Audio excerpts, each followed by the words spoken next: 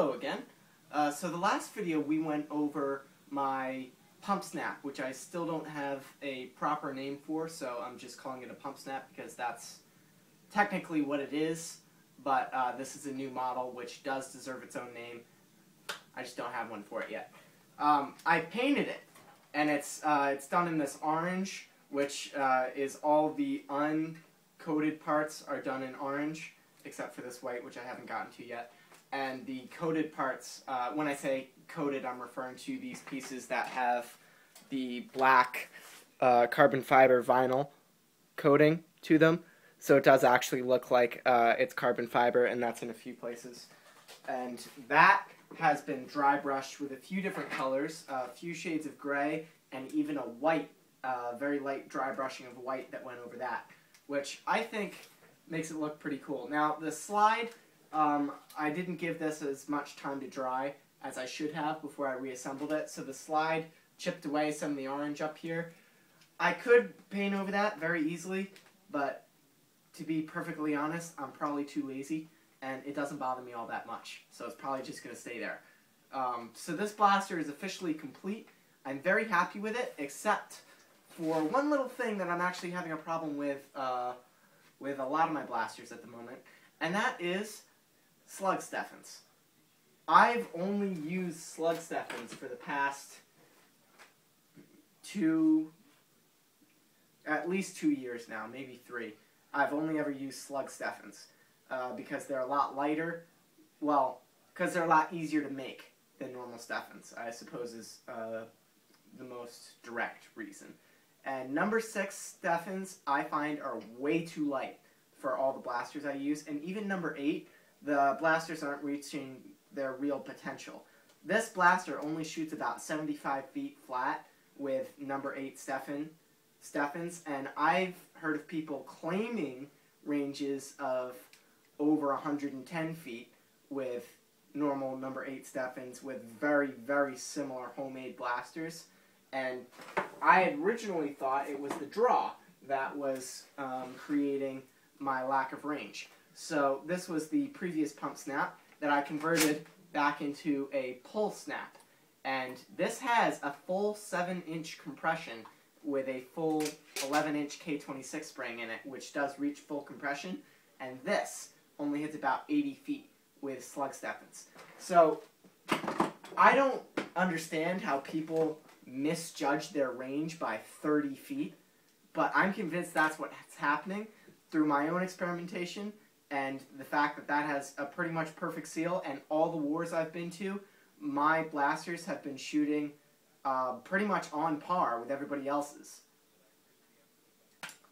So something is wrong somewhere along the line is what I'm just going to leave that at, because I don't want to accuse anybody, but something is wrong somewhere along the line.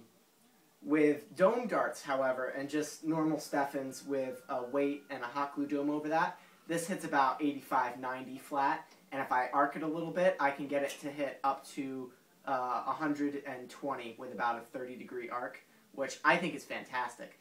The only problem with that is I don't like making dome darts because it's a pain, quite frankly, when you're used to making Steffen darts. It's really annoying when you're used to making slug darts, because slug darts are so quick. But I guess that's something I have to go back to if I want to use this as a primary. I'm not going to be going to a war until it warms up again in the spring, unless I can find an indoor war, or I decide to trek up to Massacre again, which is unlikely at best, but still possible.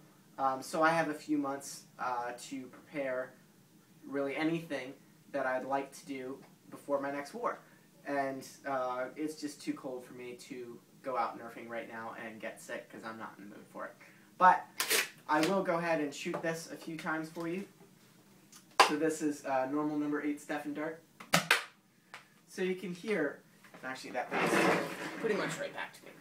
So you can hear it's got a good firing speed. It could be a little better. This actually does not have a K26 in it anymore. It has a K45, which has a slightly better spring constant than the K26, and I have it compressed at the same length. So this spring has full compression and is not quite relaxed all the way, when unprimed, but it's pretty close. So there's just a little bit of pre-compression to it, which adds some power. So I'll shoot it for you again. So that's that. The seal is excellent on this. It's not 100%, but it's pretty close. And always remember to prime before putting anything on this. So it's going to compress a little bit, and you're not going to be able to see it, but there's a slot in the back here where I can see if the ring slides all the way back forward. Actually, you know what? You're not going to be able to see this anyway, but you can hear that it's not going to hit with the thunk. So the seal on this is quite excellent, and then if I were to remove this, the spring comes pretty much all the way back forward. There's a little bit too much resistance. I put a little too much silicone lube on it.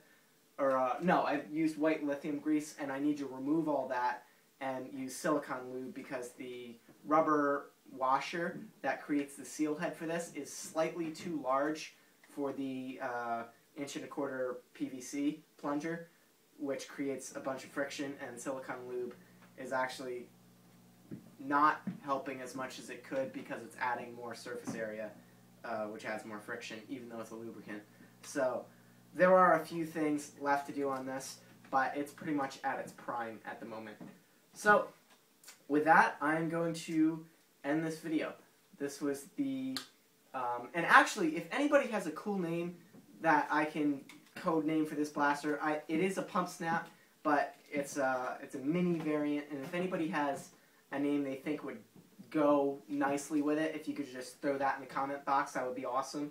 And I'll pick the best name and then write it out in these raised lettering like I did ice right here and possibly up here. So it could be like a car, like RX-8 is a Mazda, something like that, or actually a name. Doesn't really matter. So just throw me a suggestion down in the comment box. Thanks for watching. See you guys later.